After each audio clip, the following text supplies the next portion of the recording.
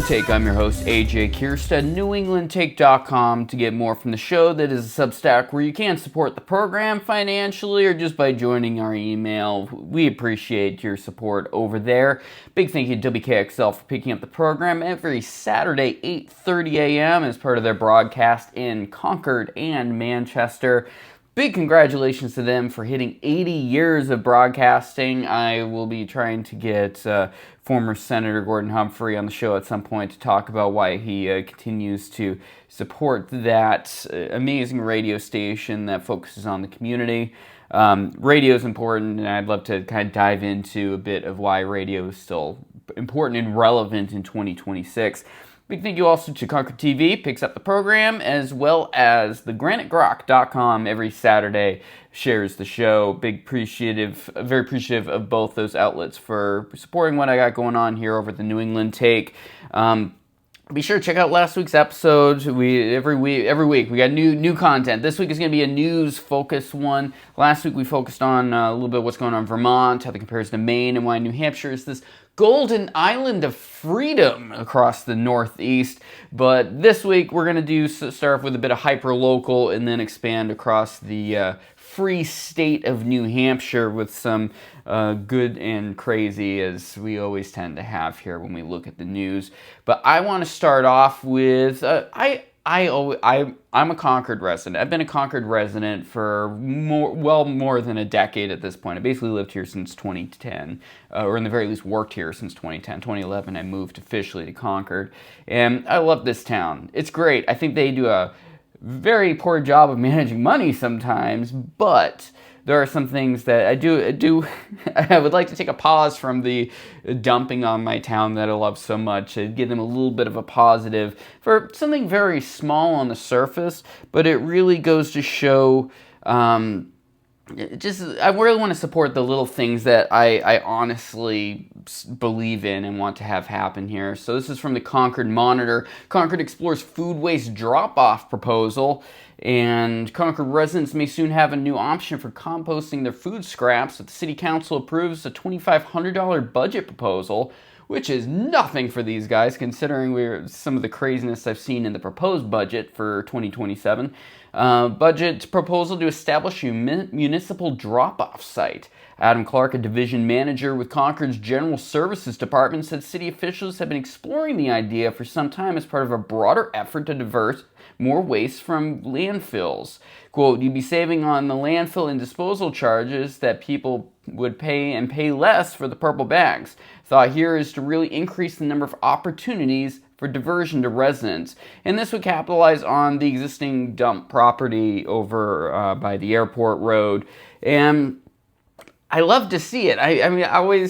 It's always a stereotype of the leftists in the state that they're the only ones who care about recycling and doing better for the environment. When I'm a traditionalist from Maine, we very much support that. And living in a city situation, you need to kind of have a centralized situation like this. And if they can get a vendor that can only do it for $2,500 to a year or $2,500 to kick it off, whatever it is, if it's going to downsize the for some reason despised purple bags that we have here in Concord, and also support the environment, support reusing just food waste that otherwise would just be put in plastic and never be able to be utilized again in productive ways. This is awesome. This is great to see. And as I just said, you really need that centralized location to do it at a population level in a city, even a small city like Concord. So to have something like this is good. Apparently this is something that's already in use in Bow. Anecdotally, just by looking on Facebook, there's a lot of very positive responses to the Bow program, and this would be that same vendor. So hopefully this is going to continue across the state, and maybe bigger cities like Manchester and such could capitalize on programs of this nature. Maybe a little harder from a transportation perspective for there, but for Concord, hey, even for us, we're around the corner from the transfer station. Even though we have a dumpster at an apartment building, yeah, it's definitely worth considering, seeing if we can make it work. I want to be able to support a positive program like this. A positive, budget-friendly program. I really feel like I need to reinforce, because there are some cool programs that the city of Concord does, and some really abysmal ones. For example, I saw a proposal this week for looking into raising money for a new skate park that might cost $1.5 million. I think that's a poor use of funds considering some of the more dire situations we have. If you happen to drive around Manchester Street, which is where all the auto dealers are, and it's just a train wreck of people getting busted tires and rims and risking your life during the busy time of day to get over there. When you consider the homeless situation that we have in the city and not addressing it in really productive ways, I'd like to see. I mean, they were talking about having, I think it's $500,000 from a grant, a matching grant would be part of that. But if we're going to put $500,000 plus towards something, I'd rather be something a little more productive at the population level. There should be nonprofits and organizations out there that can work to fundraise and use those funds in a more cost-effective way than a government can do. This has always been the case with the government, where even the little things end up costing just tremendous extra amounts of money. So, I don't know, this is something cost-effective, and I want to give a pat on the back for the city for trying to do something cost-effective, good for the environment, and also addressing a concern here in the city, which is the purple bag cost and things of that nature. Sticking with Concord and the Concord Monitor, this is just interesting in the trend of local news. To our readers, an important update regarding home delivery. Change has been a constant throughout the Concord Monitor's 160-plus year history. In the summer, we'll complete our latest move by shifting home delivery of the paper entirely to the U.S. mail. It's not a change we take lightly, but one we feel is important to get the news to our readers. Among the biggest challenges in recent years has been consistently delivering the newspaper. While many carriers have done exceptional work, the system as a whole has become increasingly difficult and expensive to maintain. He goes on and on, like apparently about half their readership already gets the newspaper via the U.S. mail. It's one of those things where it's not cost effective when there's already a way for deliveries of paper to go to someone's home to continue to have your own delivery systems at this point. And it's not like back in the day where you'd have this is more of a systemic issue, in my opinion. I don't have data offhand to dive deeper into it, but you don't have kids doing jobs like this anymore. It used to be you'd have 12 to 18-year-old kid that would go around to their neighborhood and deliver the papers. That young worker infrastructure does not exist anymore, either because of a public safety perspective, parents being nervous about different things. I know personally for me, I wouldn't feel comfortable with going back to the homeless population situation in this town. I wouldn't want my kid going out there early in the morning and most likely in the dark and snow and everything like that to deliver papers at a young age. We just don't have that public trust anymore we had 50 plus years ago. So that whole infrastructure is gone. And just if you're getting adults, I mean, you're going to have probably an easier job in food service or something like that, as opposed to getting up at 4 or 5 in the morning delivering newspapers in the worst weather imaginable. Good luck. Good luck doing that. It's not really going to happen, in my opinion. So, and we already have this huge delivery infrastructure that's been struggling to make sure that they have a need to continue to exist, which is the U.S. Postal Service. So, in theory, hey, we're supporting a system that's already out there, a self-funded government agency, federal or not, whatever. But we're supporting workers that are already out there and making sure that they have even more of a large client out there, and I hope other papers take advantage of that. The whole infrastructure of delivery and print is really in a difficult spot right now, and it'll be interesting to see. Maybe this will help the Monitor continue to succeed. Them messing around with their property, leasing out property, moving all their printing to a specific singular location that's different from their headquarters building. Hopefully that all helps, and it's good we need to support our papers. I don't agree with a lot of the things I see in the Monitor. I read bits and pieces from it, and I've actually had some op-eds published in there, which I'm very grateful to them for giving me the space in their publication to do that. But we got to support our local papers because we got to kind of make sure they continue to exist. And over time, things change, editorial directions change, the sort of news coverage they do will change. Right now, the Monitor has a lot of very young staff there, and I feel like some of the content kind of reflects that. I mean, maybe eventually down the road we'll get a little more hard-hitting journalism when it comes to things, but I sincerely think they're trying, and things like this, I'm hoping, means they have the infrastructure to be able to have good content. And once again, I spoke about this a couple weeks ago.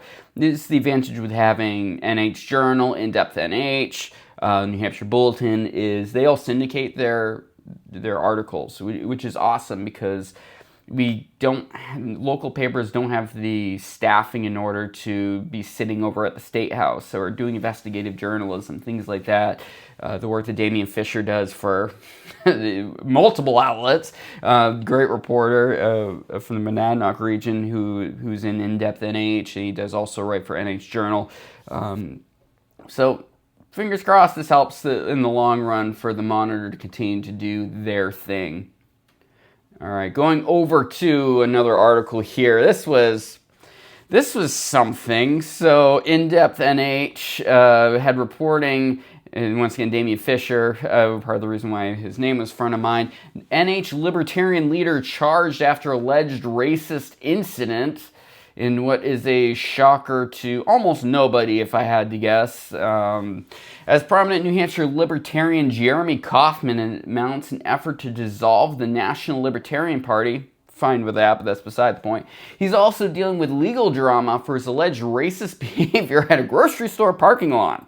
Kauffman, 41, is scheduled for trial in July on misdemeanor charges of disorderly conduct and obstructing government administration stemming from April 4th incident in which he allegedly tried to fight several people while hurling racist insults, according to Manchester police reports. This is all allegedly because this has not been put into the official record in court. This is just reporting that the Manchester police received.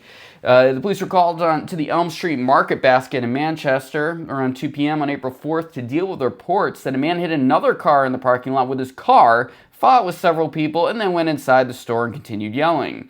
One witness told police the suspect, later identified as Kauffman, allegedly started making racist statements after the fender bender and tried to fight people. When a bystander, who was black and from Jamaica, walked by the incident, Kauffman reportedly directed his ire towards that man, quote, "He told him to go back to Africa and began spouting racist slang and terms with him," end quote, the police report says.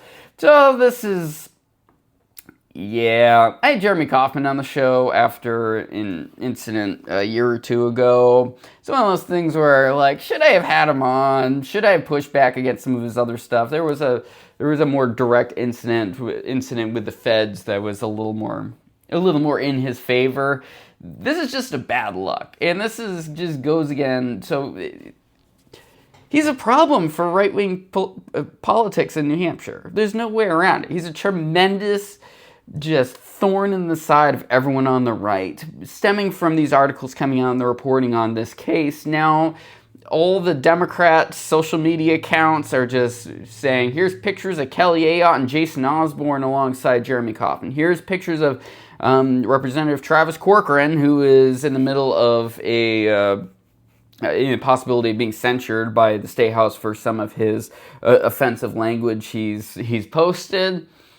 It was an offensive, mildly funny joke of Corcoran. I will say that. They're a bunch of theater kids. I don't think we should be using Holocaust language to make the joke. If you're a representative, if you want to be an edgy boy, first of all, you should probably be 20 years younger and learn how to act as a public figure.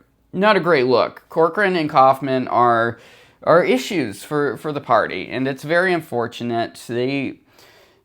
Corcoran especially does have some useful stuff that he is pushed out there at the State House, but the racism is just unacceptable. We won't...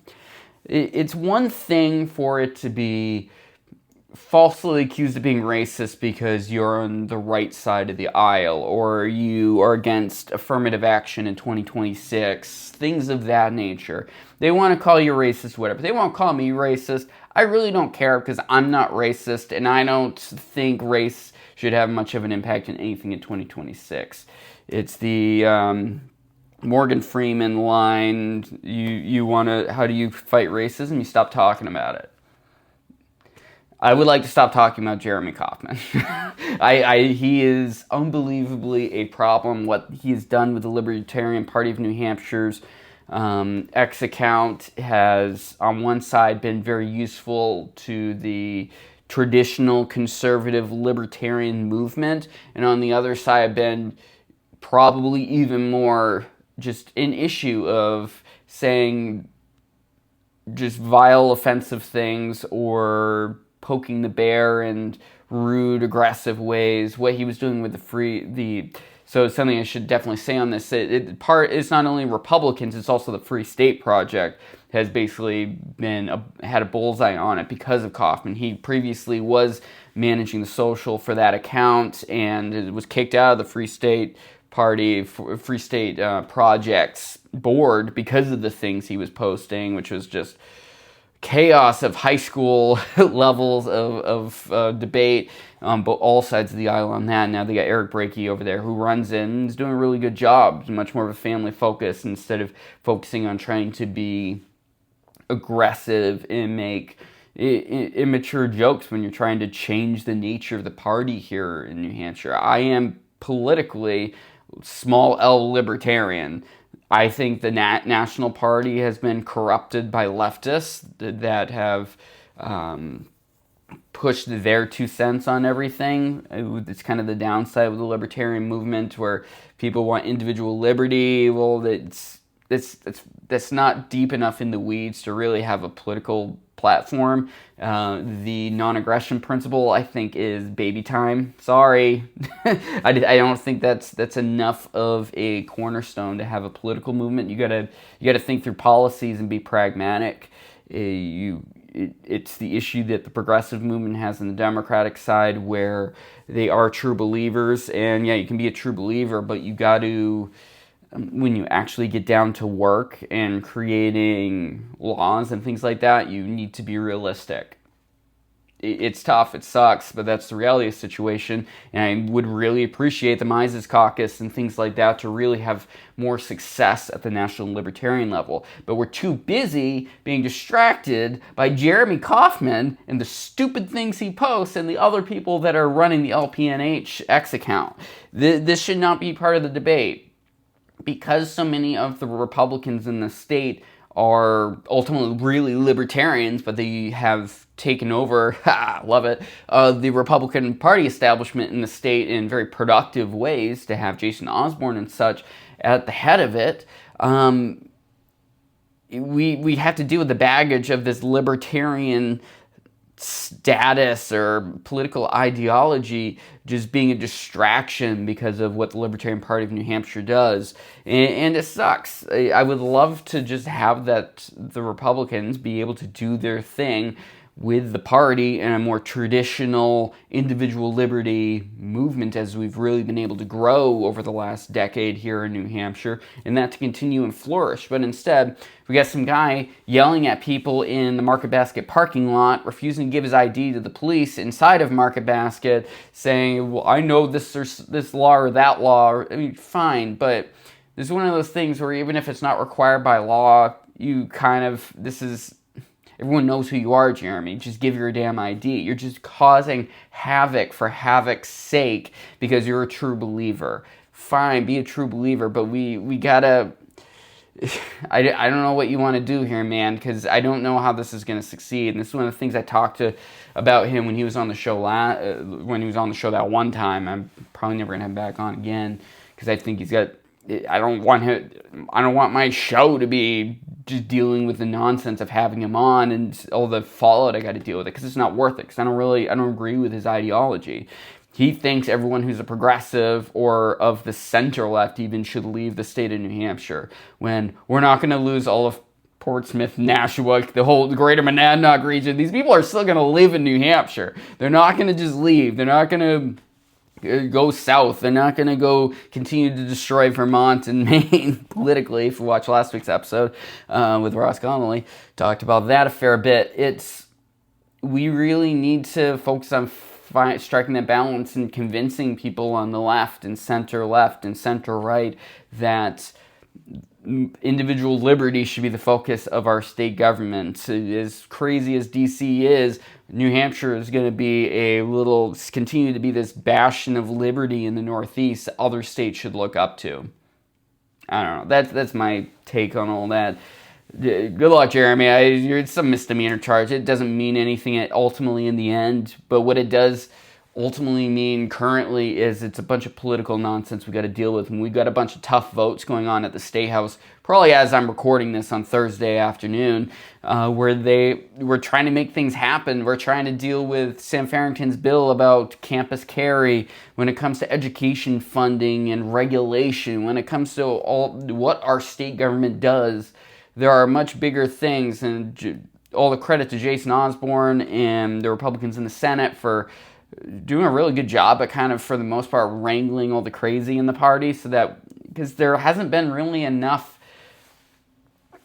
hasn't been that much chaos over the last couple of years. There's been a few instances, like Rep. Belcher is entertaining, and I was very grateful for him to putting the Charlie Act forward, which looks like it's been gutted and is basically something different now. But to have these people that sometimes come across very aggressive to still be able to put forward some legislation that people believe in is great.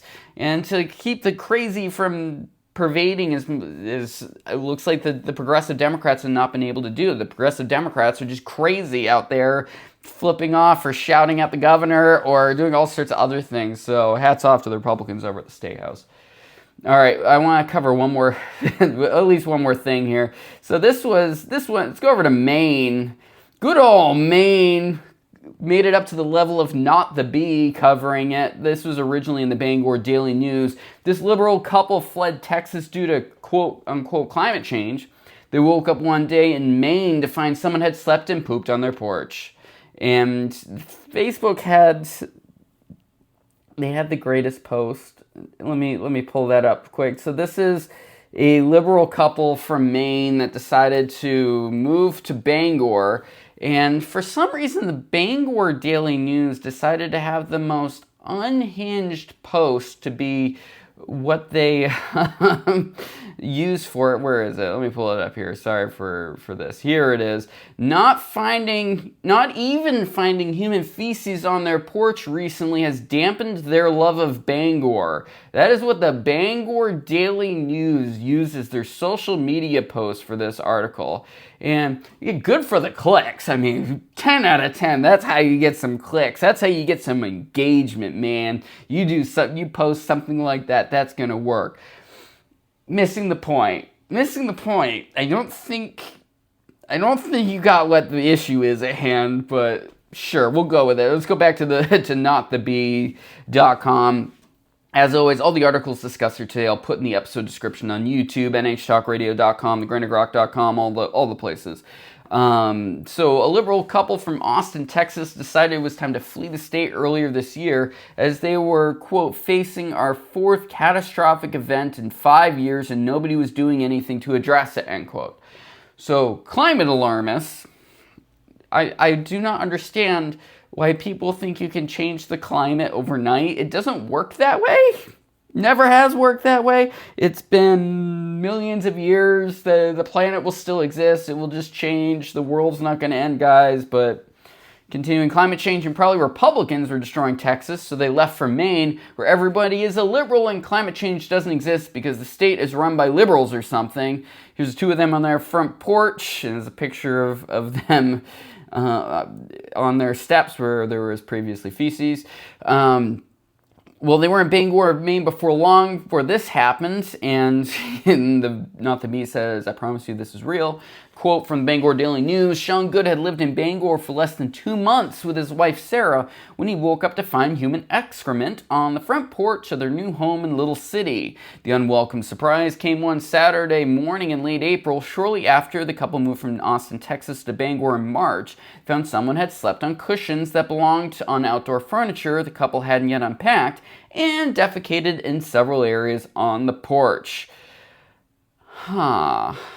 Yeah, so moving on. While the couple was extremely horrified and didn't enjoy cleaning up the mess, they said the experience hasn't changed their love of Bangor and excitement over moving to the Queen City. So this was my take on it. It should have deeply upset you. This should be something where you are now running for city council and saying, I need to change this. I have moved to this town and they have such a problem with homelessness that there are homeless individuals unpacking my boxes and leaving excrement all over my property. That's bad. This is not something you just accept, and this is the issue with leftist ideology in action when you look at the homelessness crisis we have in this country right now. I see it in Concord too, where they're just passing out tents out of trucks and giving them supplies so they can continue to live comfortably out in the woods. And they have drug issues and mental issues, and we're just saying, no, you go, our system has failed you, go live in the woods and be free. Because they want to. No, we need to get people into recovery and mental health institutions and not letting them just rape and murder each other out in the outskirts of towns. Giving them tents is not the solution. I've talked about this ad nauseum here on the program, but to go to a new town and say, from a different part of the world, because allegedly the sky is falling on you, and to say, well, I have this more direct risk to my property and safety, and say, it's fine, I love it here, I'm so happy to be living in Bangor. This would be a moment where I would be going, I need to do something about this. I know this is baby time stuff for me doing this program. That's part of the reason why I do this program. This is how I play politics a little bit and try and push narratives and what I think is the right opinion on things that are happening in the world from my lens. Is doing this show and writing op-eds occasionally and things of that nature. I don't just accept the brokenness of my society. And yes, there are climate factors, things are changing. I'm not going to catastrophize it like so many people do. I think we just got to take care of our environment and do what we can to be better on our impact without being like England, where people are freezing because the energy costs are so off the rails. So there's a happy compromise in all of this. This is bad. But the homelessness in the Northeast needs to be addressed. It is not being addressed. We need to open up.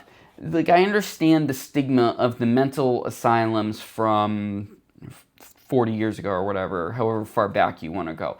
That was terrible. It was unacceptable. There was abuse. There were terrible living conditions. Just terrible, terrible situation all the way around. What we need to do is reopen them in a more productive way, because some people cannot live on the street. Some of these people need to be put somewhere where they can be taken care of, whether it's assisted living facilities. Some people, you're going to have to force them to go into recovery, and if they refuse to go to recovery and they continue to break the law with their addiction, they go to jail, and we figure out a way for our jails to be better situations for these individuals. We cannot continue to just say, to write it off, this guy has literally broken into my freshly moved in home's packages and slept on my things and done terrible, unspeakable things with the stuff that comes out of his body. It's unacceptable. I will never be okay with that. I am okay with camping bans because it enables the worst situations to continue and is not a solution. Harm reduction is not the solution. We need solutions. We don't need to minimize the harm. We need to make sure people are getting what they need to move on with their lives, or get the treatment they need, or be told like, hey, you got to take your antipsychotic, dude. You cannot continue to live on the street.